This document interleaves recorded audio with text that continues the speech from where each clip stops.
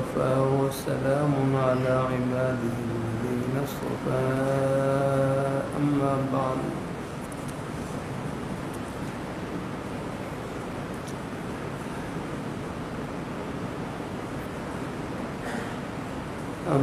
بعد فأعوذ بالله من الشيطان الرجيم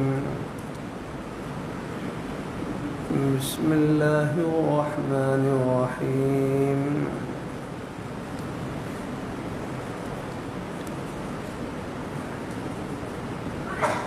إن الذين قالوا ربنا الله ثم استقاموا فلا خوف عليهم ولا هم يحزنون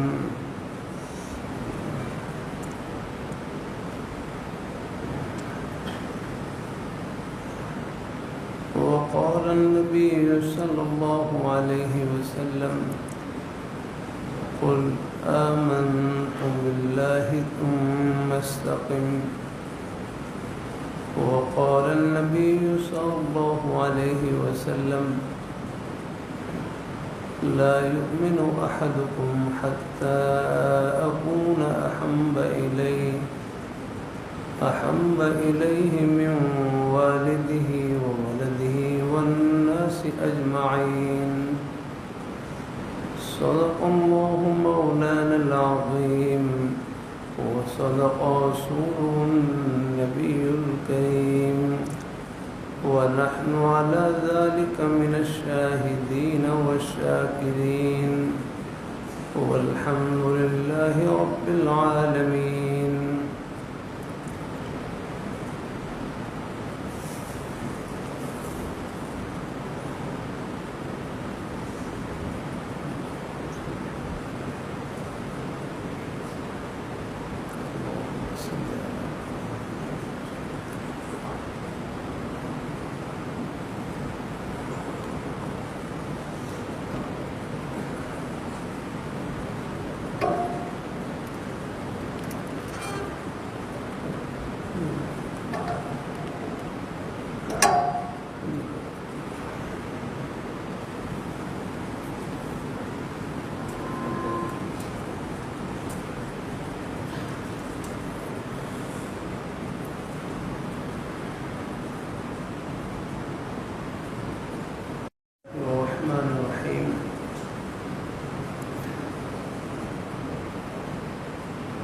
حضرات کی خدمت میں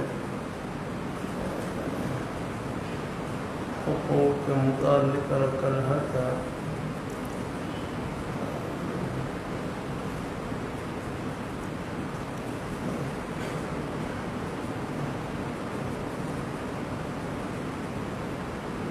مسلمانوں کے حقوق میں سے ایک حق یہ ہے کہ دو مسلمانوں میں رنجش ہو جائے تو صلح کرا دو. دو مسلمانوں میں رنجش ہو جائے تو صلح کرا دو. شریعت میں ایسے موقع پر تالیف قلوب کی وجہ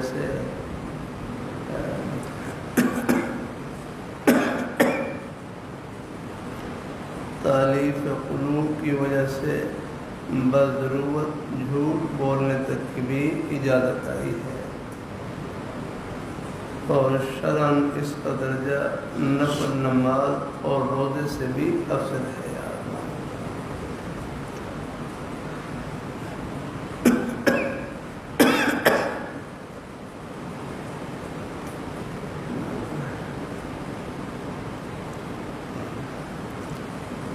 کہ دو مسلمانوں میں رنجش ہو جائے تو صلح کرا دیں.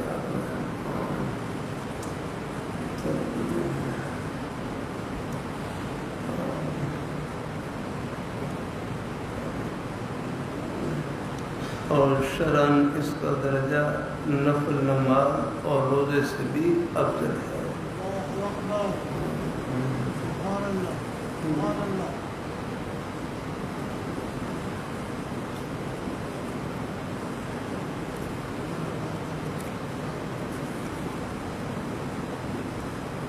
جھوٹ بولنا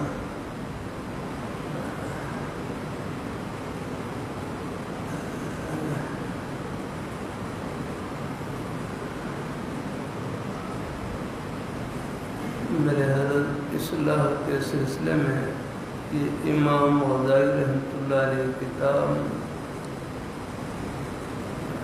یہ تبلیغ دین بڑوں کی باتوں میں نور ہوتا ہے الحمدللہ۔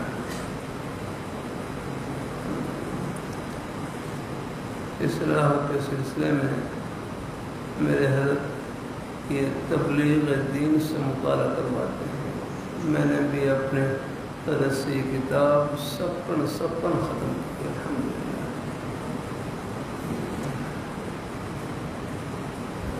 حضرت کو اپنے احوال کی اطلاع، پہلے تو خط کے ذریعے اپنے حال کی اطلاع دینی ہوتی تھی، مثلا اس میں اور جھوٹ کا بیان فرماتے جھوٹ کا بیان پڑھیں اور پھر ایک ہفتہ عمل کر کے بتائیں تو زبان سے کوئی جھوٹی بات نہیں نکلی آ رہا۔ تو ہم خط میں اگر لکھتے ہیں کہ اگر ہم جھوٹی بات نکلی ہے تو فرمایا ابھی اور مشق ہو جاتا، خبر نہیں نکلی فرمایا پھر بھی ابھی ایک ہفتہ اور مشق ہو جاتا۔ تو ہر حال ایک توجہ ہو جاتی تھی یاترا اللہ تعالیٰ اپنی مہربانی فرمائے، اللہ اپنی بارگاہ میں قبول فرمائے۔ حدیث میں آیا ہے کہ آدمی جھوٹ بولتا ہے یہاں تک کہ اس کا عادی ہو جاتا ہے اور اللہ کے ہاں جھوٹا لکھ دیا جاتا ہے، اللہ کے ہاں جھوٹا لکھ دیا جاتا ہے۔ ہنسی مذاق کا جھوٹ، جناب رسول اللہ صلی اللہ علیہ وسلم فرماتے ہیں کہ جھوٹ بولنا مسلمان کی شان نہیں ہے۔ فرق کرتے رہتا ہوں، ہمارے حضرت اقدس حضرت سید نفیس الحسینی شاہ صاحب رحمۃ اللہ علیہ لندن سے تاریخ کی ایک کتاب لے کر آئے، نیلی بار اس کا نام، اس میں لکھا کہ صحابہ کرام ہندوستان میں گجرات کے علاقے میں داخل ہوئے، صحابہ کرام ہندوستان میں گجرات کے علاقے میں داخل ہوئے، یہاں تجارت کی غرض سے تشریف لائے،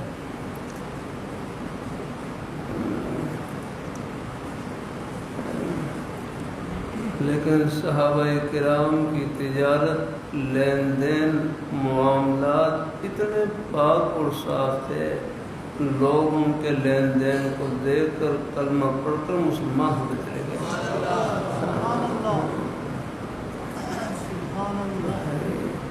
دعوت کا تعلق کوئی اسپیکر میں بیان کرنے کے ساتھ نہیں، اصل مسلمان کا تعلق ہے کردار سے ہے، نیکی سے ہے، خدا خوفی کے جذبے سے ہے، آنا ہے۔ اللہ تعالیٰ یہ ہے کہ ہندوؤں میں پہلے ایک عرصے تک ہندوؤں میں یہ بات مشہور رہی کہ مسلمان ہو اور جھوٹ بولے یہ ہو ہی نہیں سکتا، یعنی ایسی نیک نامی کیا گیا۔ اللہ تعالیٰ اپنی مہربانی فرمائے، اللہ اپنی بارگاہ مقبول فرمائے۔ مسلمان باتوں کی وجہ سے نہیں، اپنے اس نیک کردار کی وجہ سے چمکا ہے آقا ہے۔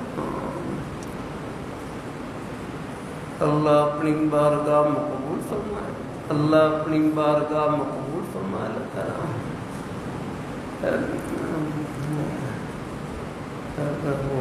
کبھی شیطان وسوسہ ڈالتا ہے میں سچ بولوں گا تو نقصان ہوگا، نہیں، سچ بولنے میں نقصان نہیں، سچ بولنے میں نفع ہی نفع ہے۔ سچ بولنے میں نقصان یہ شیطان کا ڈراوا ہے۔ سچائی نام ہی سکون کا ہے اور جھوٹ نام ہی بے سکونی کا ہے۔ دل میں ہر وقت اضطراب رہتا ہے، پریشانی رہتی ہے۔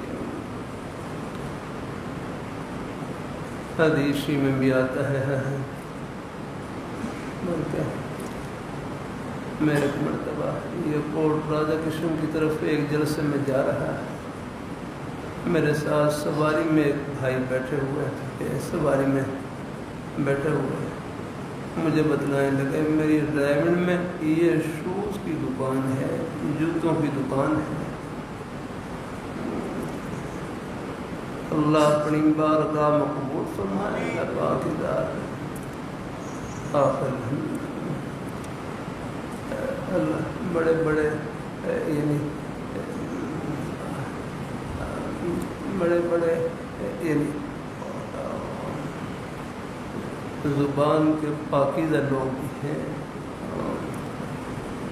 کہنے لگے میرے پاس ایک صاحب آئے، کہنے لگے دکان پر آئے، کہنے لگے مجھے چمڑے کا جوتا دے دے، مجھے چمڑے کا جوتا دے دے۔ تو میں نے صاف کہہ دیا کہ میری دکان میں چمڑے کا جوتا نہیں ہے، چمڑے کا جوتا نہیں ہے۔ بہرحال اور واپس چلے گئے،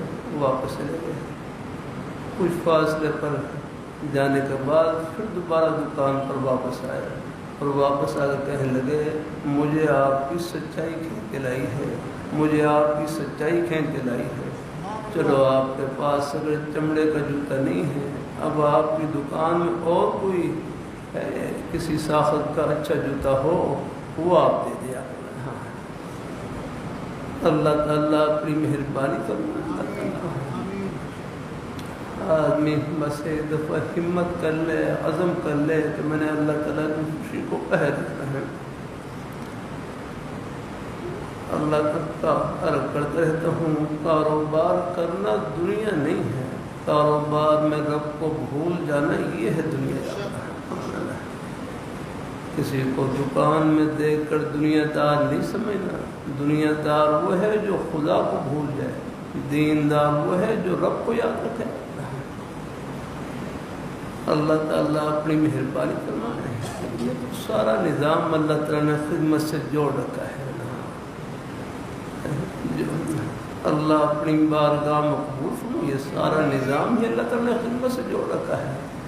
اللہ تعالیٰ نے اپنے بندوں میں سے ہر ایک کو دوسرے کی خدمت میں لگا رکھا ہے۔ کوئی جوتا بھی گانٹ رہا ہے وہ بھی خدمت میں لگا ہوا ہے۔ بس ہر خدمت میں اللہ تعالیٰ کی رضا کو سامنے رکھے۔ اللہ تعالیٰ یہی جو دیانتداری کا جذبہ ہے نا، میرے کروں یہ ہمارے بس ہر خدمت کو جنت کے دروازے پر پہنچا دیتا ہے۔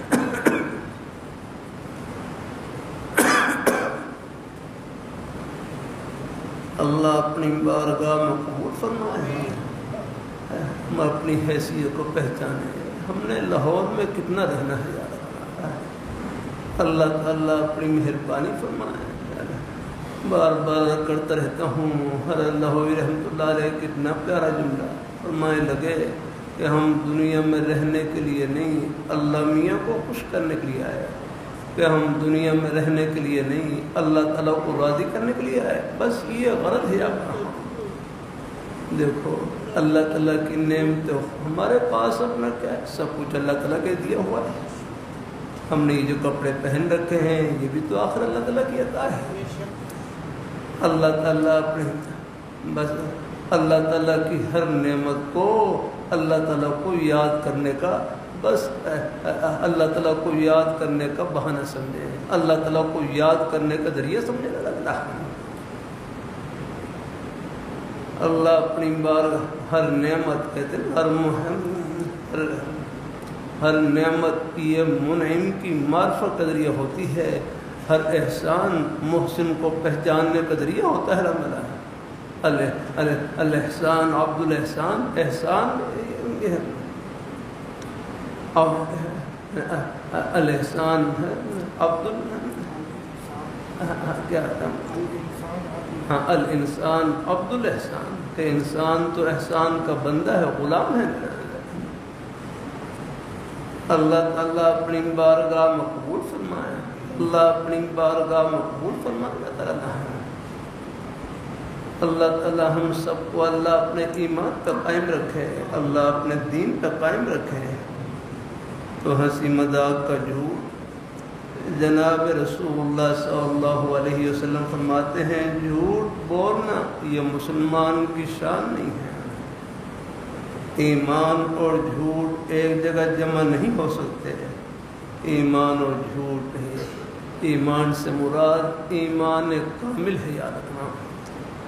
ایمان کامل کہتے ہیں وہ ایمان ہے جس کا اثر زندگی میں نظر آ رہا ہے۔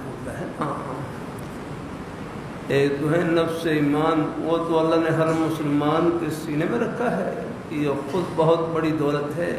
اور ایمانداری نام ہے ایمان کے نیک اثرات کا، کہ ایمان کا اثر زندگی میں ظاہر ہو جائے، اسی کا نام ایمانداری ہے۔ الحمدللہ ایمانداری نام ہے ایمان کے نیک اثرات کا۔ یہ دکاندار بڑے ایماندار ہیں، مطلب یہی ہے کہ ایمان کا اثر ان کی دکانداری میں ظاہر ہو چکا ہے۔ الحمدللہ یہ افسر بڑے ایماندار ہیں، مطلب یہ ہے کہ ایمان اور خدا خوفی کا اثر ان کی نیک افسری میں ظاہر ہو چکا ہے۔ الحمدللہ اللہ اپنی بارگاہ مقبول فرمائے۔ اللہ پہلے بھی رکھیا تھا شریعت مطہرہ، شریعت مطہرہ، شریعت مطہرہ یہ ہمارے دنیا کے کسی کام کو نہیں چھڑوا دیا۔ شریعت مطہرہ دنیا کے کسی بھی جائز کام کو نہیں چھڑواتی۔ شریعت مطہرہ دنیا کے ہر جائز کام میں جنت کی راہ بتلاتی ہے۔ ہاں وہ تو جنت کا راستہ دکھلاتی ہے۔ یہ دنیا کے کام کو تم یوں اللہ تعالیٰ کے حکموں کے مطابق کرو گے تو جنت کی ٹھنڈی ہواؤں کو یہیں پالو گے تم۔ اللہ تعالیٰ اپنی مہربانی فرمائے، اللہ اپنی بارگاہ میں شریعت مطہرہ پر عمل کرنا یہ دنیا میں ہی یہ جنت نظیر زندگی کو پانا ہے، جنت کی ٹھنڈی ہواؤں کو پانا ہے۔ اللہ اپنی بارگاہ مقبول فرمائے۔ اللہ تعالیٰ کہ ایمان اور جھوٹ ایک جگہ جمع نہیں ہو سکتے، مطلب یہ ہے کہ ایمان کامل ہے، ہاں جھوٹ اور ایمان کامل ہے، یعنی جھوٹ بھی ہو اور پھر یعنی مطلب جھوٹ بولنا یہ تو ایمان کے کمزوری کی نشانی ہے۔ یاد رکھنا ایمان کامل اور جھوٹ یہ جمع نہیں ہو سکتے۔ یاد رکھو جھوٹ بولنے سے قلب میں کجی آ جاتی ہے اور خواب بھی سچے نظر نہیں آتے۔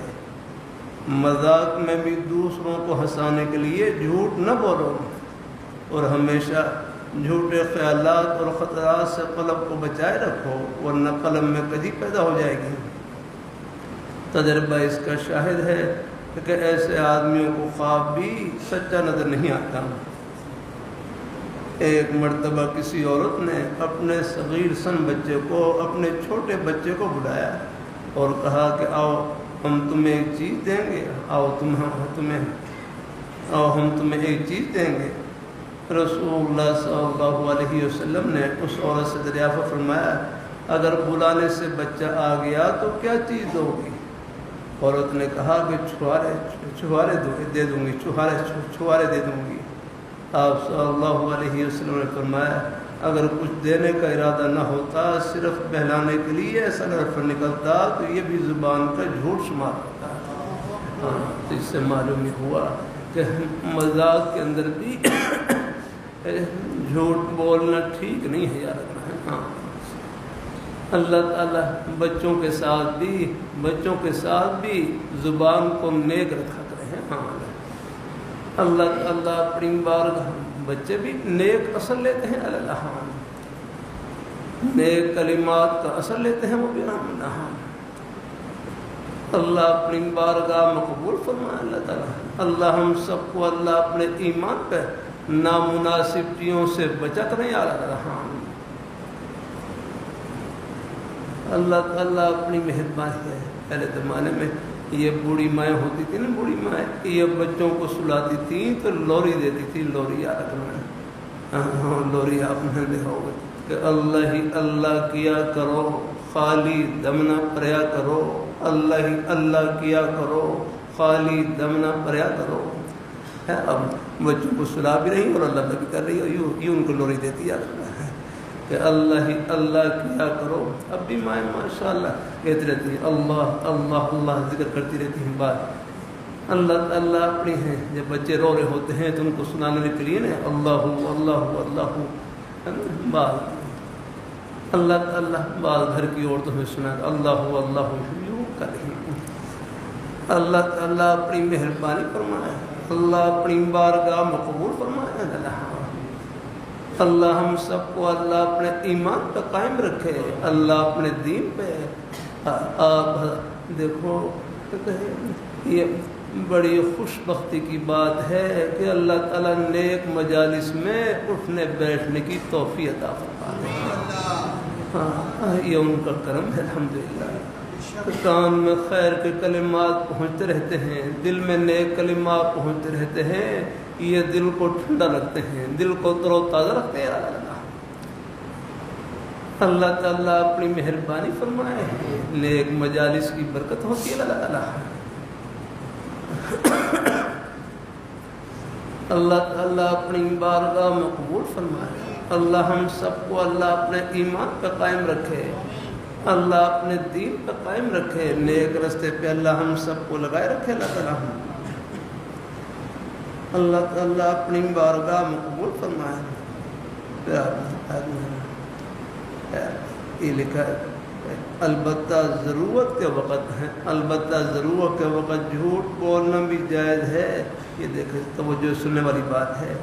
البتہ ضرورت کے وقت جھوٹ بولنا بھی جائز ہے بشرطے کہ سچ بولنے سے کسی ایسے گناہ یا نقصان کا اندیشہ ہو جو جھوٹ کے گناہ اور نقصان سے زیادہ ہے.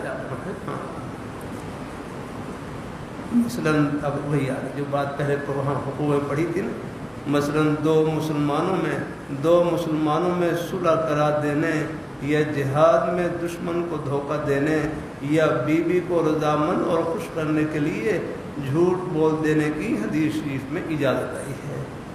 اس کی وجہ یہی ہے کہ مسلمانوں میں عداوت اور رنج رہنے سے جو برا نتیجہ پیدا ہوگا وہ جھوٹ کے نقصان سے بڑا ہوا ہے. دو مسلمانوں میں جھگڑا ہے, یاد رکھنا جھگڑے کے درمیان میں تو طبیعت میں گرمی ہوتی ہے. اللہ تعالیٰ اپنی مہربانی فرما. اللہ تعالیٰ اب دو بھائی ہیں یا دو مسلمان بھائی ہیں, بھائی تو ہم سب ہیں یار. اللہ تعالیٰ اپنی مہربانی فرمائے. مسجد میں جتنے ہمارے بزرگ بیٹھے ہیں, بھائی بیٹھے ہیں, سب ہم بھائی ہیں یار. انما المومنون اخوہ, بے شک مومن آپس میں بھائی ہیں یار. یہ رشتہ اللہ میاں نے خود بیان کیا ہے. بھائی کہنے لگے بھائی کون ہوتا ہے؟ بھائی وہ ہوتا ہے جو اپنے بھائی کا بھلا سوچے, ان کی دنیا کا ہی بھلا سوچے اور ان کی آخرت کا ہی بھلا سوچے. اللہ تعالیٰ اپنی مہربانی فرمائے. اللہ تعالیٰ اپنی ہمیں حضرت مفتی رشید صاحب دھیامی رحمۃ اللہ علیہ کتابیں پڑھا فرمانے لگے مجھے اگر کوئی تکلیف بھی دے, کہتے میں چاہے جسمانی تکلیف دے یا کوئی اور, بس میں فوراً معاف کر دیتا ہوں, پر میں نہ یہاں بدل لیتا ہوں اور نہ آخرت میں, بس معاف کر دیتا ہوں. کیا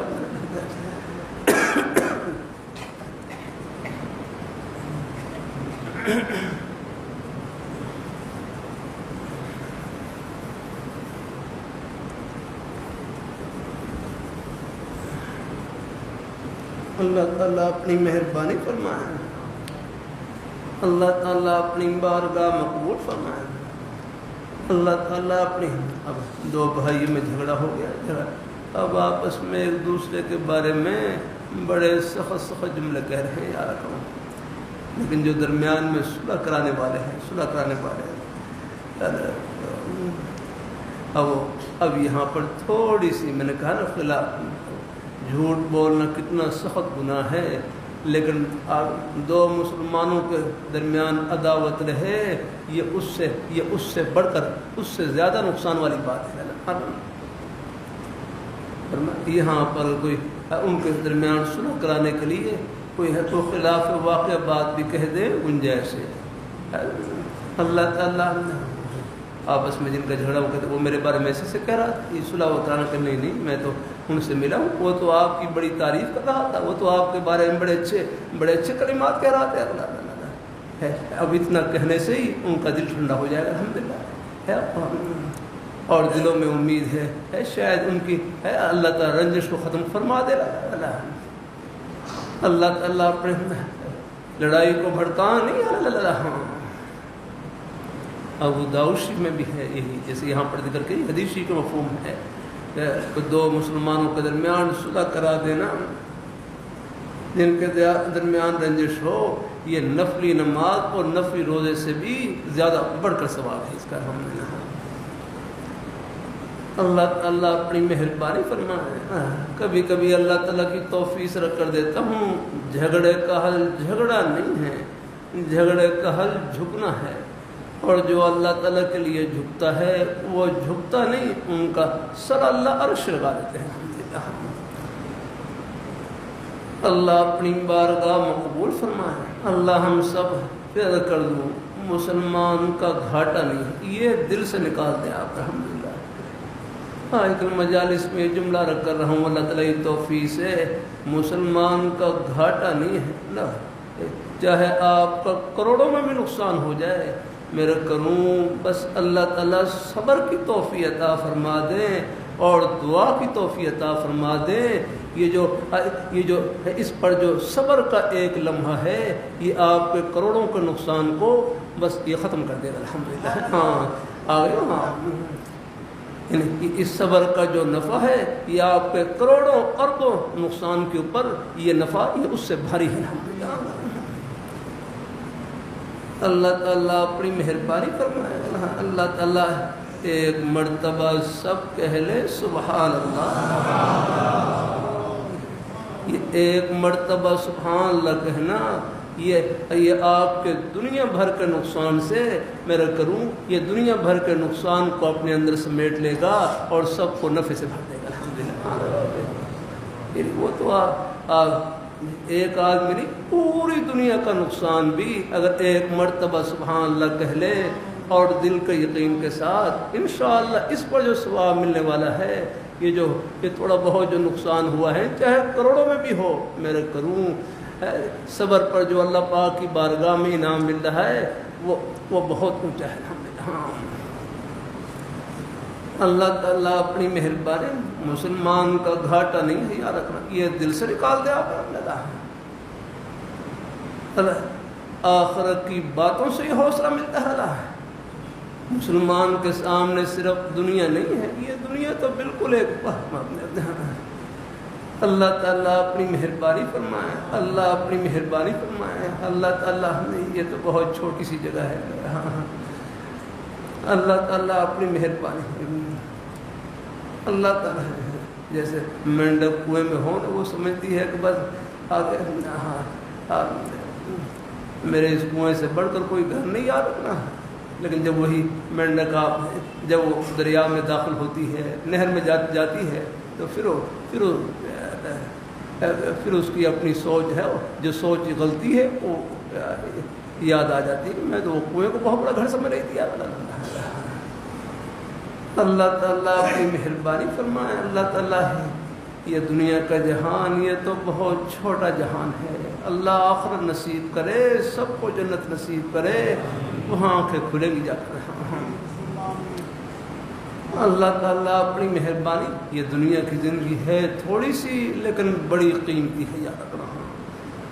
اللہ تعالیٰ حکیم الامت حضرت عامر رحمۃ اللہ فرمانے لگے نا، یہ ہماری زندگی کا ایک ایک سانس اتنا قیمتی ہے، اتنا قیمتی، موت کے بعد ایک سانس کو خریدنے کے لیے کروڑوں اربوں خربوں روپے خرچ کریں، مجھے زندگی کا ایک سانس اور مل جائے، فرمایا یہ نہیں مل سکتا جو اللہ تعالیٰ نے یہاں نصیب فرما رکھا ہے۔ اللہ اپنی بارگاہ مقبول فرمائے۔ تو ویسے ہیں جھوٹ بولنا مناسب نہیں ہے یار، گناہ ہے اللہ، صرف چند ایک موقع ہیں کہ دو مسلمانوں کے درمیان عداوت دشمنی ہو، وہاں پر ہے وہاں ان کو ان کی رنجش کو ختم کرنے کے لیے ان کے دلوں کو نرم کرنے کے لیے وہاں پر کچھ بات خلاف واقع کی جا سکتی ہے۔ اللہ تعالیٰ اپنی مہربانی فرمائے۔ اسی طرح جنگ کے راز ہیں، دیکھو نا یہ جہاد میں دشمن کو دھوکہ دینے یا اسی طرح جنگ کے راز کو پوشیدہ رکھنا ضروری ہے، کیونکہ اگر دشمن کو اطلاع ہوئی تو اس کو حملے کا موقع ملے گا اور ہزاروں پاک جانیں تلف ہو جائیں گی۔ اس لیے اصل بات ظاہر نہ کرنا اور جھوٹی بات بنا دینا یہ افضل ہوا ہے۔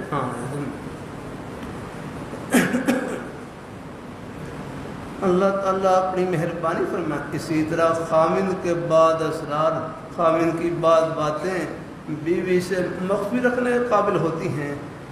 اللہ تک بس اگر راست گوئی کے سبب کوئی خیال اس پر ظاہر ہو گیا اور میاں بیوی میں نا اتفاقی ہو گئی، جو برا اثر ہوگا اس میں جھوٹ بولنے کی بنسبت زیادہ گناہ ہے۔ بس ایسی صورت میں جھوٹ بولنے کی اجازت ایسی ہے جیسے کوئی شخص دو بلاؤں میں مبتلا ہو تو آسان اور ہلکی مصیبت کو ترجیح دے کر اختیار کر لیتا ہے۔ اس کی مثال ایسے سمجھو کہ جیسے کسی شخص کے بھوکا مر جانے کا اندیشہ ہو تو ان کے لیے مردار بھی حلال ہے۔ اس طرح اپنا یا اپنے مسلمان بھائی کا مال ظالم کے ہاتھ سے بچانے کو یا کسی کی خفیہ رکھی ہوئی امانوں کو محفوظ رکھنے کے لیے دوسروں کے سامنے انکار کر دینا اور جھوٹ بول دینا جائز ہے۔